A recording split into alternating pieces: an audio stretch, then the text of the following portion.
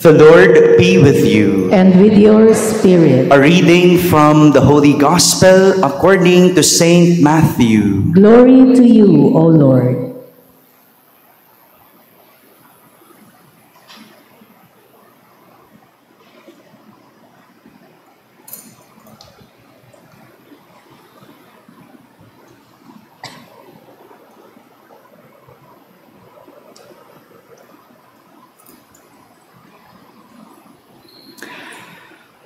When Jesus went into the region of Caesarea Philippi, he asked his disciples, "Who do people say that the Son of Man is?"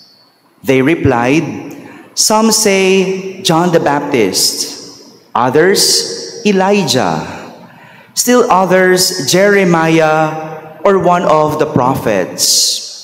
He said to them, "But who do you say that I am?"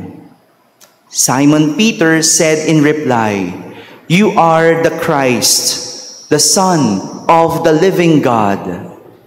Jesus said to him in reply, "Blessed are you, Simon, son of Jonah, for flesh and blood has not revealed this to you, but my heavenly Father. And so I say to you, you are Peter, and upon this rock I will build my church, and the gates of the netherworld shall not prevail against it. I will give you the keys to the kingdom of heaven. Whatever you bind on earth shall be bound in heaven, and whatever you loose on earth shall be loosed in heaven."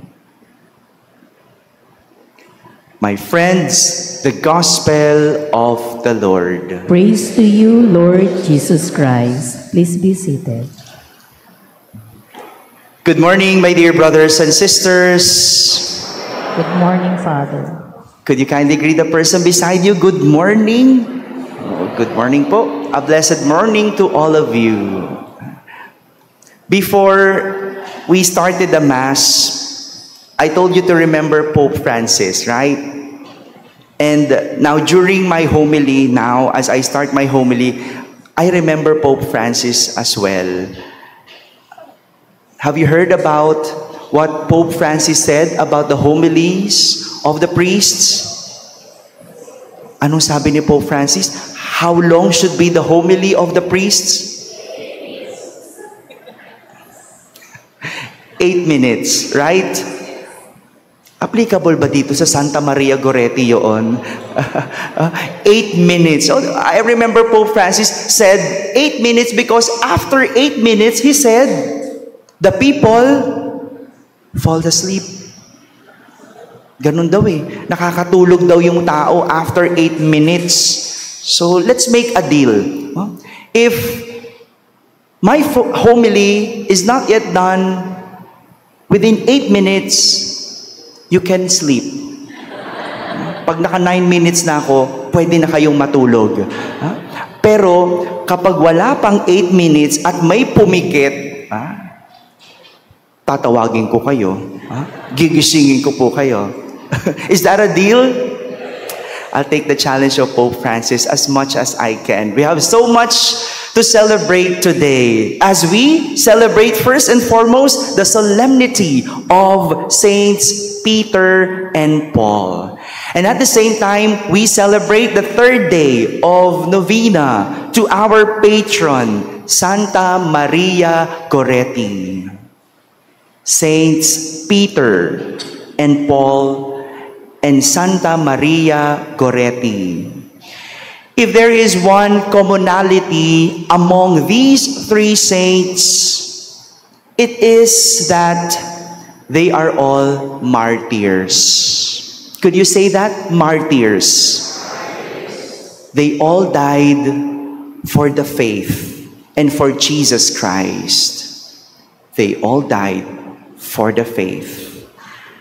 Saint Peter died for his faith during the time of Emperor Nero in Rome. And he was crucified upside down. Baliktad. Not the same as Christ, because he felt unworthy to die in the same manner as Jesus Christ. Ibig sabihin ba nun, mas mahigit yung kanya? Mas ginalingan ni San Pedro? No. That's not an issue. And it's not an issue anymore if whatever kind of death you will be invited to die to. Basta, he died for the faith.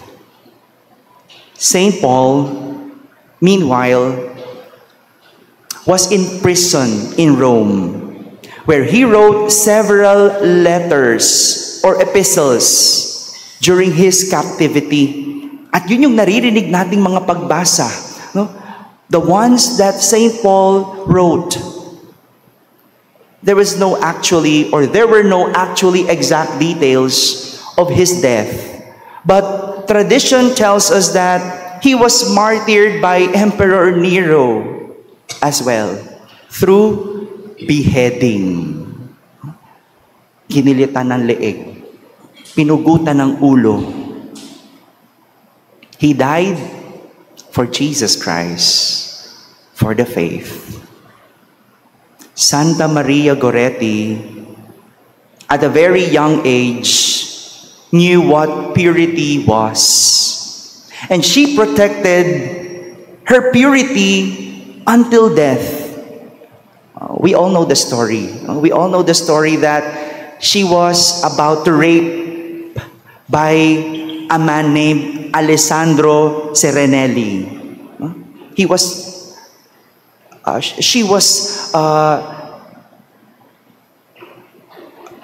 parang kinulong sa isang room.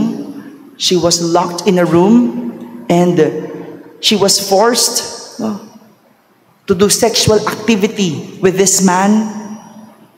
But since Maria Goretti knew what purity is, she fought against Alessandro and told him that she would be more willing to die than to fall into sin.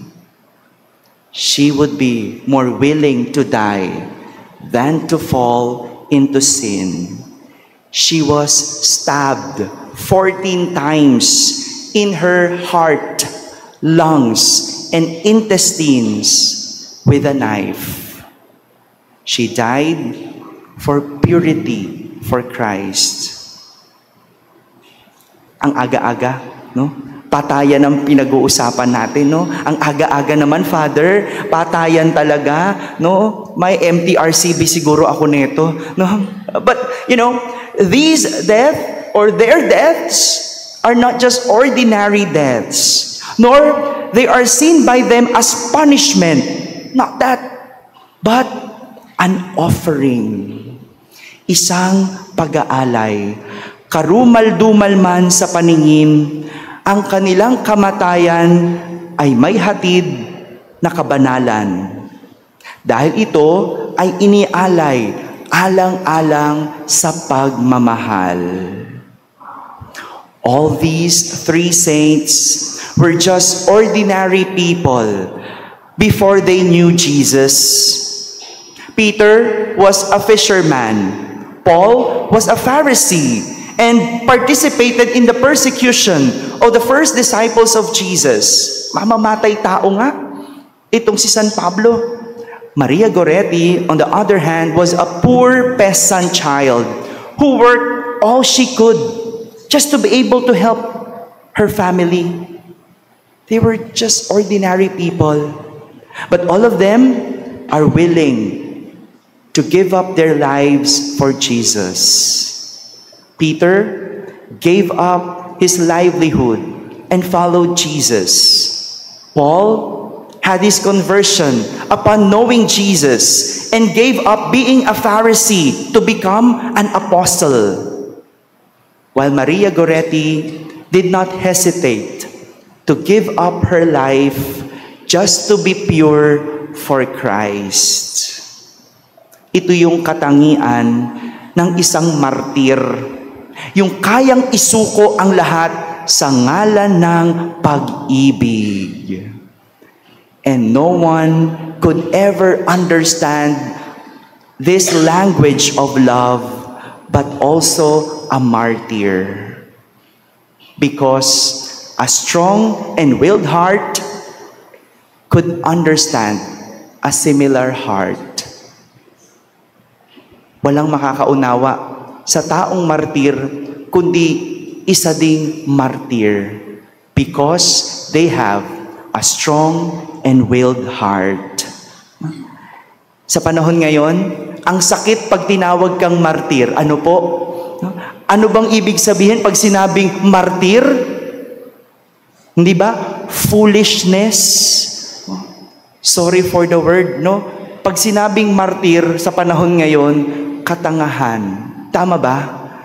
Ganun ba ang pagkakaunawa natin pag sinabing martir? No? Kasi martir ka eh. No? Nagpapakamartir ka eh. Di ba? For us, martyrdom is foolishness. Kaya walang gustong maging martir. And I guess this is also the reason why nahihirapan ang mag-asawa to save their marriage. Why? Because walang gustong maging martir. Kaya nga ako pag nagkakasal po, alam nyo, no, lagi kong huling tanong, kaya mo bang maging martir? Because that's what you are going to promise in the altar. To die for your partner. To be with your partner until death. Kapag hindi niya sinagot, hindi ko itutuloy yung kasal. Because, no, ito yung nawala sa atin, the spirit of martyrdom, yung kayang isuko ang lahat sa ngalan ng pag-ibig. No? Hindi naman kailangan mamatay agad. No? Pwede naman maliliit munang bagay. No? Isuko mo muna yung pride mo. No? Yung tuwing konting galit lang, magbati na. No? Isuko mo na yung pride just for the sake of peace. That's martyrdom. No? Mahirap isuko ang pride. Mahirap lunukin ang pride. But in the name of love, you will do it. Pwede rin naman yung kahihiyan. Isuko mo yung kahihiyan mo. That could be. And for some, it could be time. Oras sa paglilingkod. You give up time. You give up attention. You give up anything. Anything in the name of love. These are small martyrdoms that we could do. And this is the invitation for us to have that spirit of martyrdom. Yung kakayanang isuko o magsuko sa ngalan ng pag-ibig. My dear brothers and sisters, martyrdom is the love language of the brave. Matatapang lang ang kayang maging martir. Kabalintunaan o kabaliktaran ng tingin ng mundo na ito'y katangahan. No, ito'y katapangan. Not because they are not afraid, but because they fear God more than the grave. 8 minutes is over. Amen.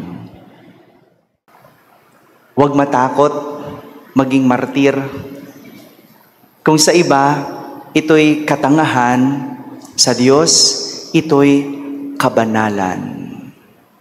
The Lord be with you. And with your spirit. And may Almighty God bless you all, the Father and the Son and the Holy Spirit. Amen. Our celebration is ended. Go in peace to love and serve our Lord. Thanks be to God.